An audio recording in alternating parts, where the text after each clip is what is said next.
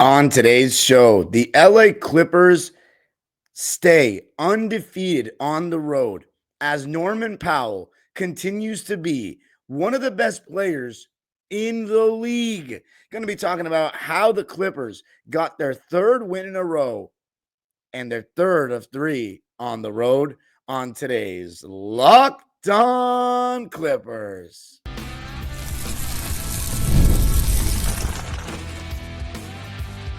You are Locked On Clippers, your daily Los Angeles Clippers podcast. Part of the Locked On Podcast Network, your team every day.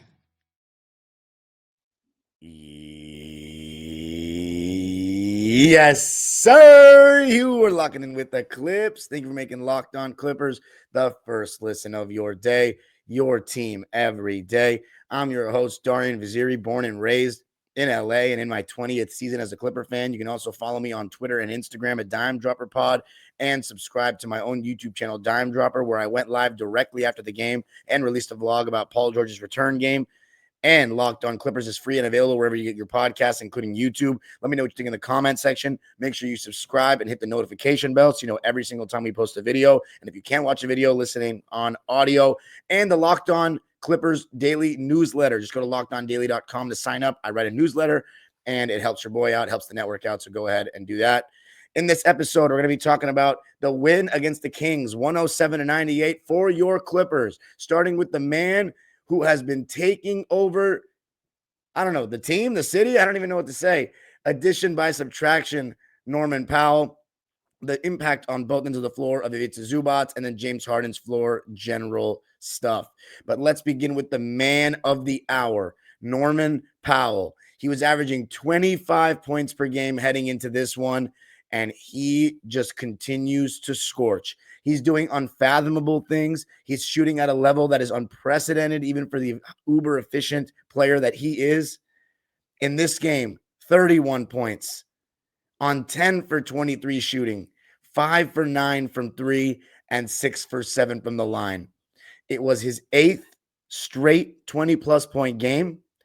And my favorite stat of the night, if you listen every day, what was the one thing I criticized him for against the Philadelphia 76ers? Rebounding. And apparently I wasn't the only one. Jeff Van Gundy, according to Norman Powell, said that Norm didn't do a good enough job boxing out against the Sixers. Well, you know how he responded? With the first double-double of his career. 31 points to go along with 12 rebounds. What Norm is doing right now is he's basically finding one thing I'm saying in my shows that he's not great at or can't do. And he's like, what did you say? I'm going to show you that I can. I'm obviously joking, but it really feels that way. It's quite remarkable. I'm so proud of the guy. He's really earned this. He's waited his opportunity. He said addition by subtraction, and I and many others were like, okay, that's a little bit much, but I love the confidence he has in himself. But the way he's playing right now, maybe he was a much better player than we all believed. He's showing more stuff in his bag than we've ever seen. The boxing out, obviously, we've never seen him get double-digit rebounds. The game against Philly, we saw him make 2 passes on a live dribble that I've just not quite seen from him.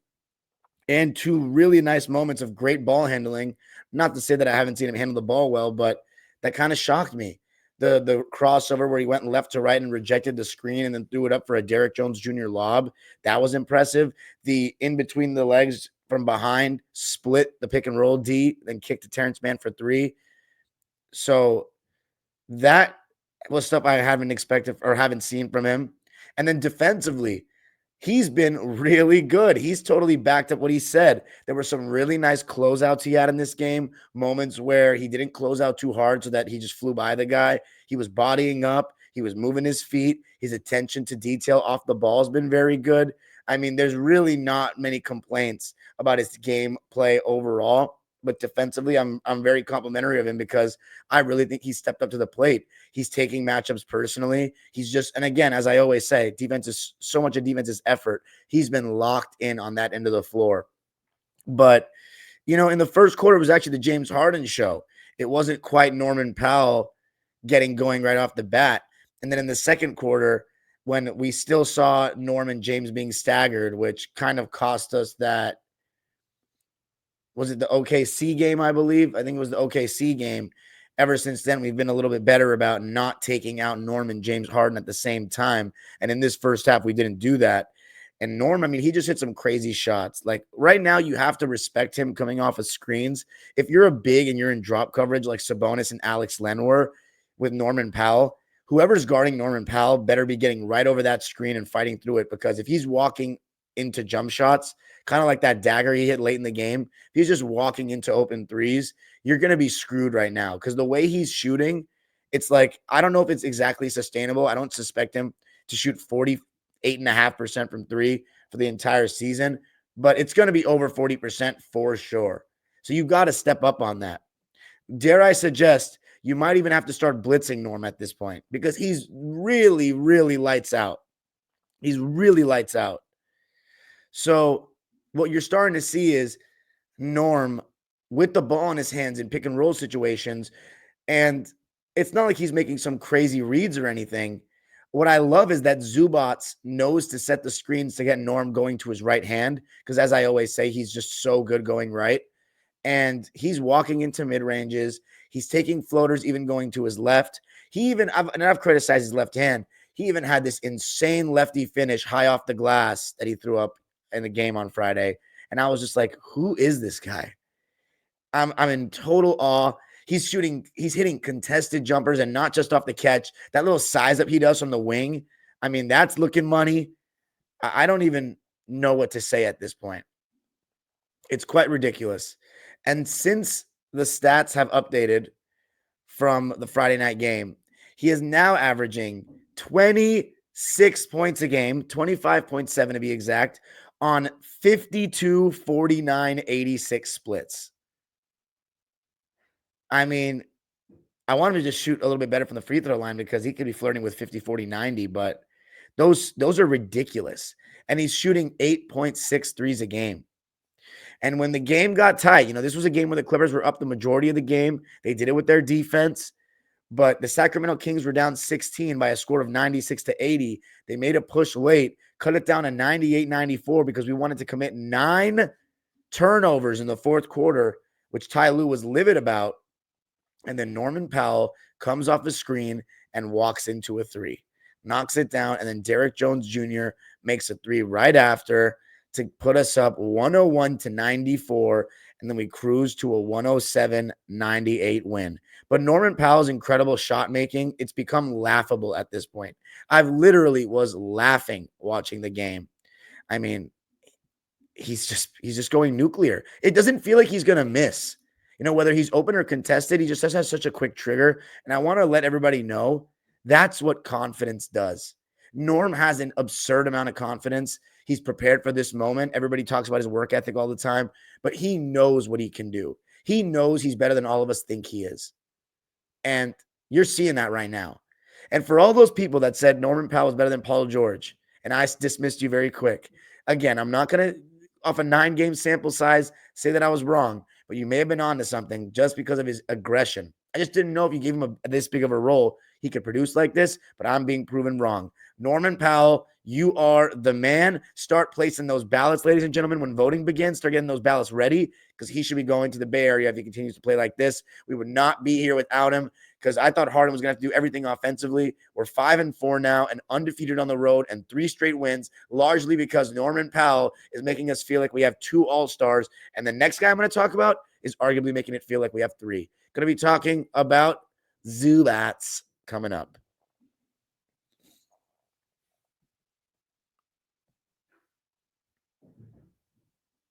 All right. So the defense for the Clippers has obviously been, one of the main reasons why we are better than people expect.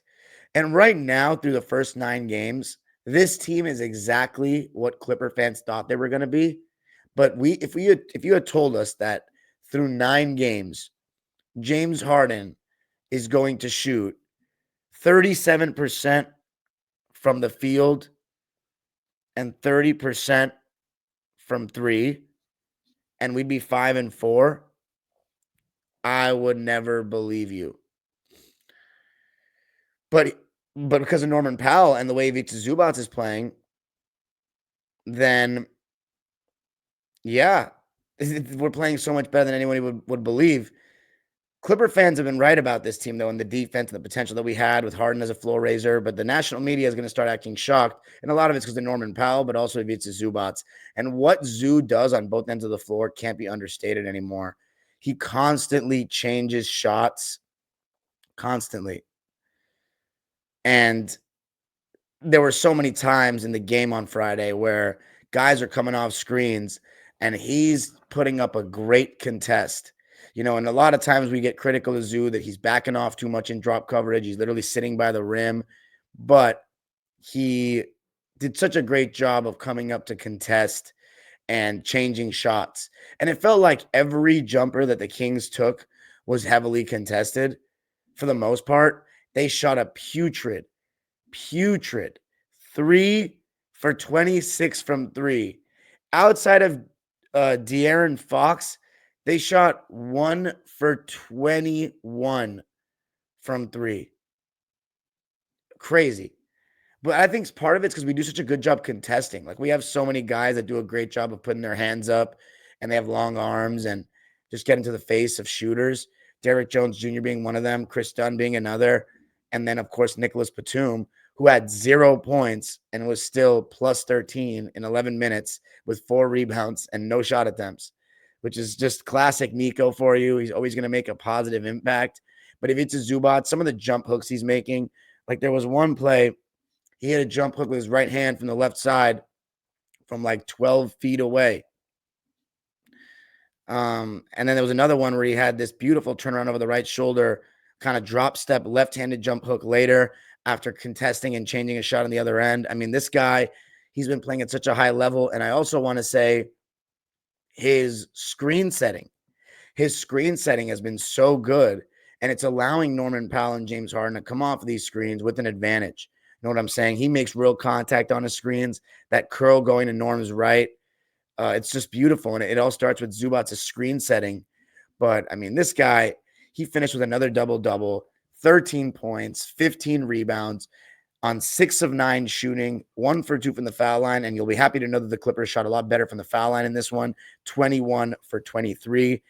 But what really sticks out for me with Zoo, he had 2 blocks as well. But what really sticks out for me with Zoo is his short roll passing is getting better. There were times where Harden got blitzed, and Zoo, over the years, it's taken him some time to make those quick decisions, but he's really starting to, get better at releasing the ball quickly and just finding the open man. And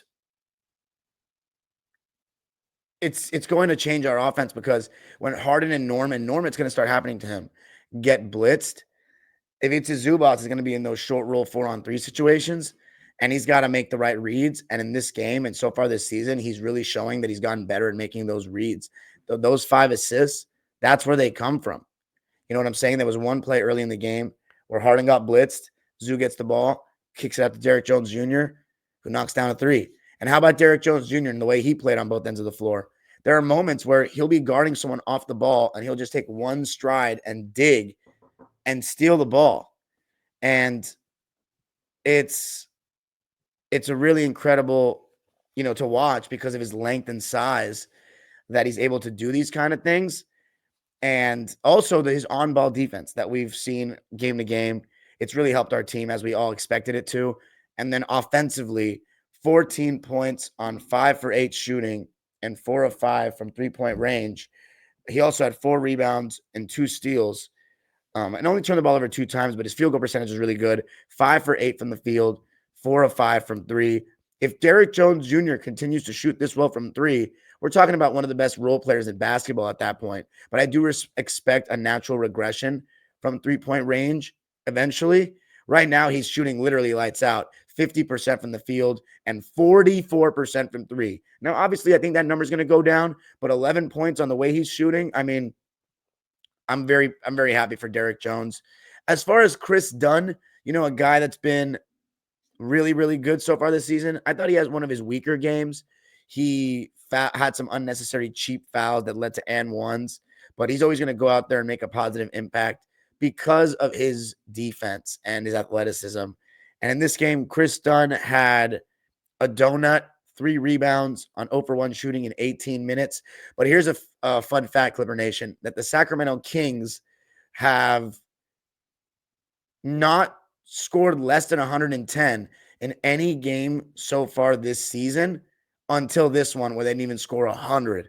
So that tells you, despite the fact that I thought they missed a lot of good looks and they took a lot of ill-advised rush jumpers for me where they could have worked us a little bit harder, try to get DeRozan or Fox downhill. But Zubac was shutting off the rim. Like, he literally was shutting off the rim, and their mid-ranges just weren't falling. We did a really good job on DeRozan. I think Derrick Jones Jr. did a good job of staying disciplined.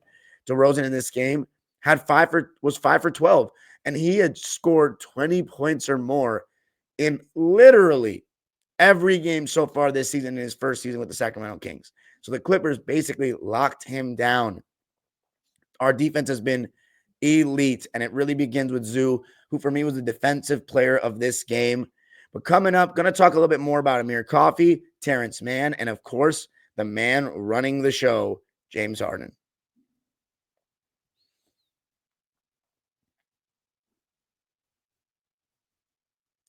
All right. So the Clippers taking the win, 107-98 from Northern California against the Sacramento Kings. We're now 3-0 on the road, 5-4 on the season. And it begins with James Harden, who set the tone very early with a huge first quarter. I thought maybe it was going to be one of those big Harden scoring games, but it didn't end up being that. 15 points in the first, and he was getting to the line. It was looking like a vintage James Harden drawing fouls game. I mean, he's such a master at it, but when I watch, just as a neutral basketball fan, he and Norman Powell, some of the ways that they foul bait, to me, just as a basketball fan, is a little unethical, as I would say. Like, it's just, you just feel like you're not going to get those calls late because, look, hand checking happens, right? And it's obviously a judgment call that gets called a good amount, but with Harden and Norm, they do certain things when they feel that contact that make the ref call it that other people could do, but I don't even know if they'd get the call if they did it. But Harden, he seems to get 1 3-point foul per game.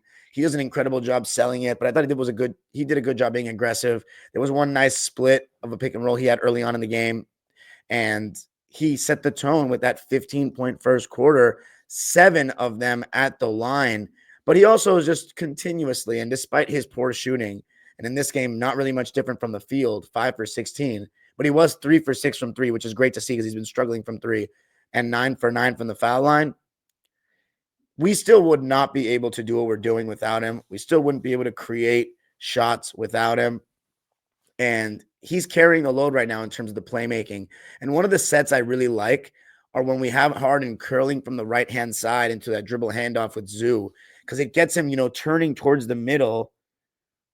And we get him turning towards the middle, and he either has the lob to pick out, or he finds a corner shooter, or he's got the layup, or the floater. He does a great job of making those reads. And my favorite configuration is when we have Terrence Mann bringing the ball up, throw it to James Harden on one side, on the right side of the floor. I'm sorry, no, throw it to Zoo, set a little screen for James Harden to curl, and then James Harden comes with. So now he has a little bit of an advantage. And now he gets into that dribble handoff with Zoo, gets another screen so that his defender's completely out of the picture, and now he can make a read. If Norman Powell's on that left side, that strong side, you can just kick it out if his man digs. And if they top block Harden and deny that pass, then Zubac can just turn the other way and get into the dribble handoff with Norm. So, I mean, the possibilities are looking good right now with the way Norman Powell's playing, but it really all starts with James Harden and the way he play makes. In this game, he got really careless with the ball in the fourth quarter. He had 7 turnovers in the game. So we need, that's a continuous thing with Harden this season. He's been very, very careless with the ball. And that pass he threw up the floor when we were winning by 5 points was so reckless. And it started to get the Kings back in the game. So that was a rough stretch, but ultimately we got it done. I know Ty wasn't happy about those 9 turnovers in the fourth, but James Harden, without him, we would be 0-9 in my opinion. 22 points, 4 rebounds, 8 assists, 2 steals for James. His defense was bad in this game, though. It really was. Outside of those 2 steals and 1 shot contest on Keegan Murray, he got beat back door. I counted 4 times.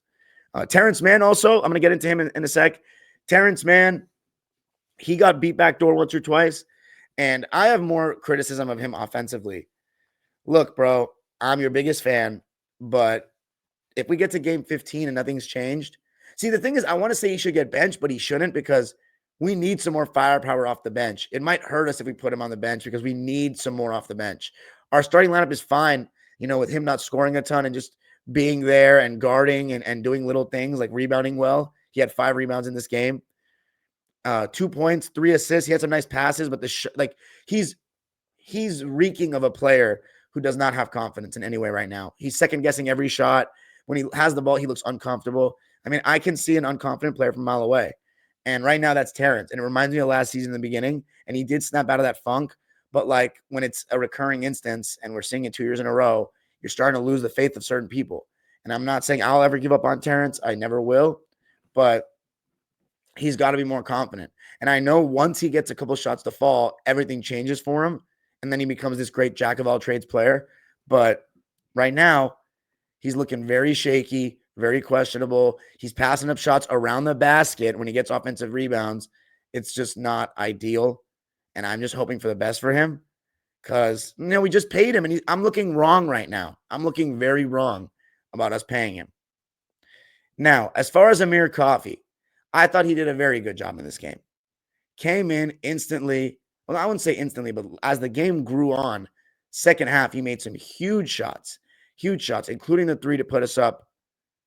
That was Derrick Jones Jr., but he made some big shots in the fourth quarter, 14 points, and he's really playing with confidence. He's shooting the ball, letting it fly, not thinking too much like Terrence. 14 points, a rebound, an assist, and a steal on 5 for 11 shooting, 2 for 6 from 3, and made both his free throws in 29 minutes. I'm very happy with Amir so far this season. I think his defense has been solid. His ball denial, everything has been very good. And then the guy that's been the most criticized in Clipperland thus far, Kevin Porter Jr., who was having a rough game. I was seeing all the tweets about bench KPJ. And this is why I said we should wait till game 15. Because even though I'm pro Bones, I don't think that Bones is clear cut, like guaranteed if you put him in to be better than KPJ. And the thing about it is, I think we got to give him a 15-game sample size because you saw what happened in the fourth quarter. He had that and one, and then everything changed for him from a confidence perspective. He had that jump shot, that step back against Alex Len. Then he got in transition a little bit. 9 straight points to begin that fourth quarter, and I have to say that really gave us a lift to win that game. So Kevin Porter Jr., one of his better games as a Clipper thus far. He had 11 points to go along. I'm sorry, he did have 4 turnovers, though. On 5 for 9 shooting, 0 for 1 from 3, and made his only free throw. Clippers shot 44% from the field. Kings shot 47% from the field. But the three-point line, that's where we killed them. They shot 11.5% from 3. We shot 47% from 3, 14 for 30. And it's the third straight game that we've shot 40+% from 3. And man, if we can shoot 40+% from 3 with our defense, sky's the limit. You can follow me on Twitter and Instagram at DimeDropperPod. Subscribe to my own YouTube channel, Dime Dropper, for even more LA Clipper and LA sports content. And Locked On Clippers is free and available wherever you get your podcasts, including YouTube. Let me know what you think of the game. And we got the Toronto Raptors on Saturday night. I will be there. Holler at me if you see me. The age-old proverb continues. Go Clippers.